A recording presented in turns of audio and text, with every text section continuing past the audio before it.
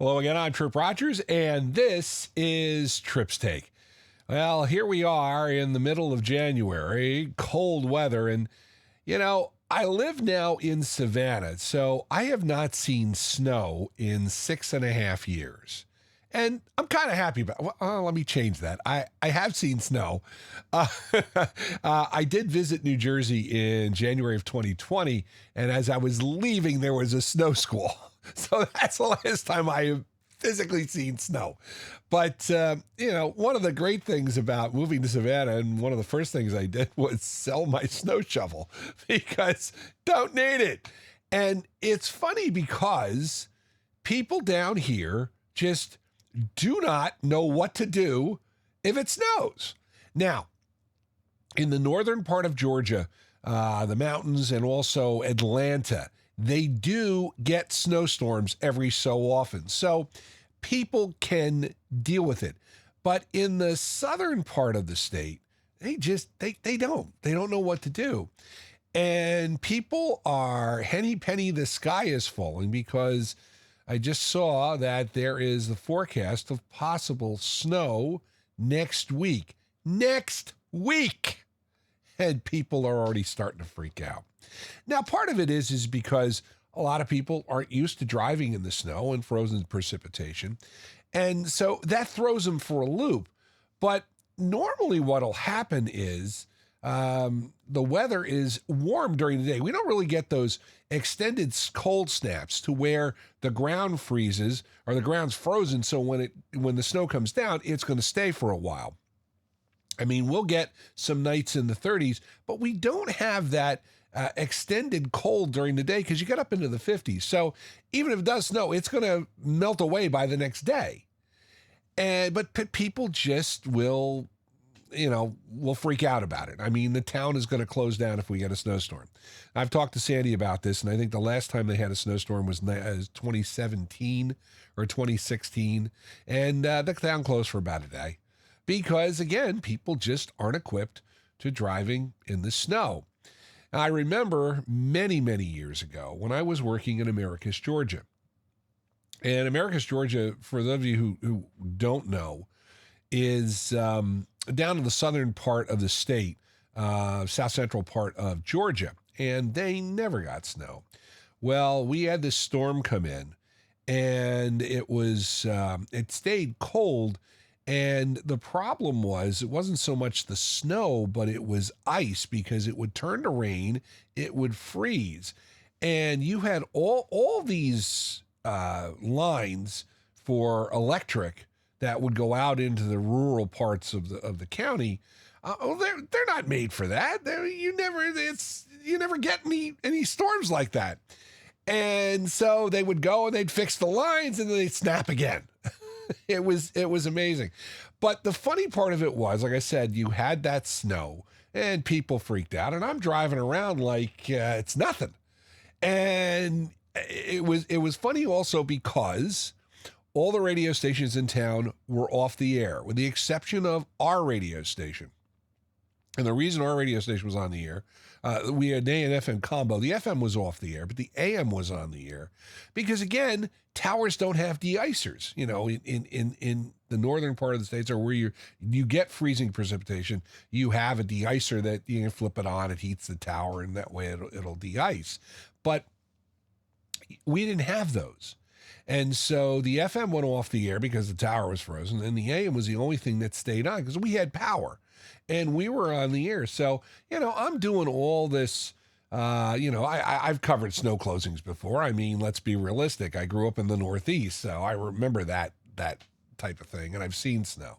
So I'm sitting there doing all that all day and was on the air basically for 12 hours straight with just one little break to go home and get something to eat and take a shower again. But having said that, again, it was one of those situations that just kind of was really weird. But again, if you're not used to it, people will freak out. I mean, listen, in Florida, I was talking to my buddy in Tampa, and the weather's been cold there. He says, I don't remember. I've been down here 4 years. I don't remember a month where it's been this cold. And he said, yeah, it's supposed to stay cold right up through the first weekend of February. I said, Don't be saying that, man. I got to go down for a golf tournament. Yeah, don't be saying it's going to be cold in Florida because I may want to go down to Florida to warm up. I mean, I like my hot tub time at my sister's place.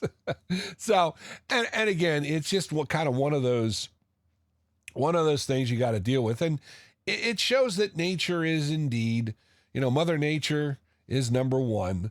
You can't stop Mother Nature. You can't do anything about Mother Nature. And if you're not used to certain conditions, well, you're going to have to deal with them. The other thing, of course, that is a big story in and around the nation is the fires in California. And I mean, I see the devastation. It's funny because, again, some people are henny penny, the sky is falling. I have a buddy who's like that. Keeps saying all these things are going to happen and they don't. And he's close to a raving lunatic. But sometimes people will say things and they will be extremely omnipotent. Joe Rogan last June said, you're going to have an issue in Florida, in California, where you just have the right conditions. You'll have the right winds. And of course they've had a drought there for a couple of years.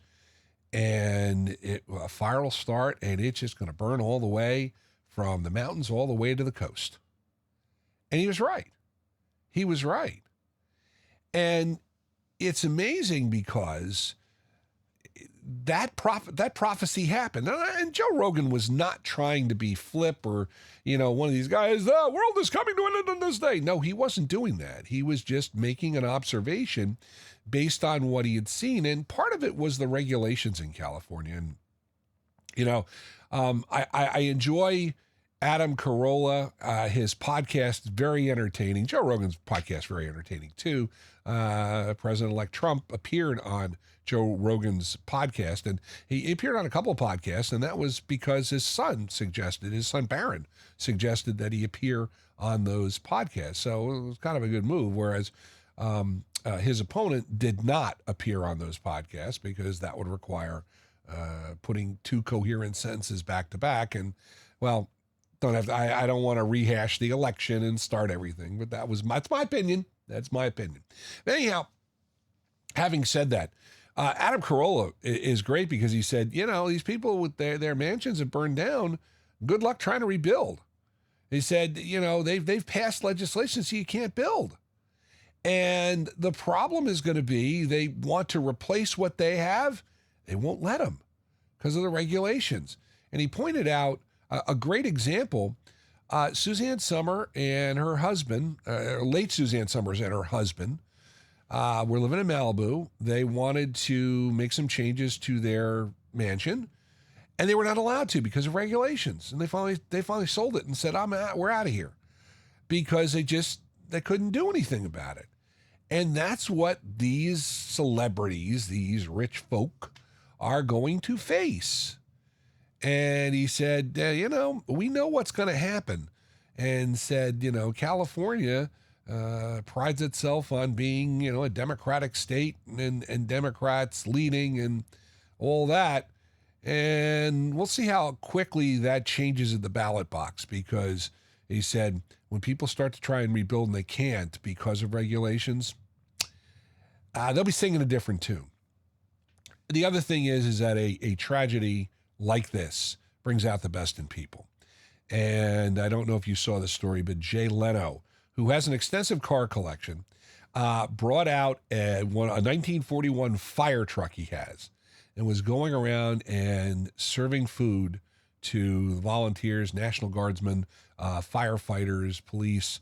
And, Jay Leno doesn't have to do anything. Jay Leno has done so much, but he feels he needed to, and it brings out the best in people. And people do things, and they don't do it for the publicity. They do it to help. And I don't think Leno did this for the publicity. He did it to help people. And again, that brings out the best in people. And that is Tripp's Take for January. I got to think about what day it is. do it. I do this all the time. I start and I got to think what day it is. Because I record this ahead of time. I have to admit, I record this ahead of time. It's January 16th, 2025. Oh, I got the year right. Yay me. Love to hear your comments and questions about my podcast. Please feel free to email tripstake@gmail.com. Fantasy football players, the Hall of Famer Mike Sheck and yours truly with the Fantasy Sultans podcast. Of course, we've reached the end of the season, but there's no off season for the Fantasy Sultans. We'll be back with a new podcast in a couple of weeks. And of course, you can also catch the Fantasy Sultans every Sunday at 12 noon on Fox Sports Fox Sports New Jersey, Fox Sports Jersey Shore, and foxsportsnewjersey.com. We're on at noon every Sunday as we preview that day's football games. If you like the music of the 60s, 70s, and 80s, give a listen to WTRSradio.com. Thank you for joining me once again. I'm Tripp Rogers. Till next time, make it a great one.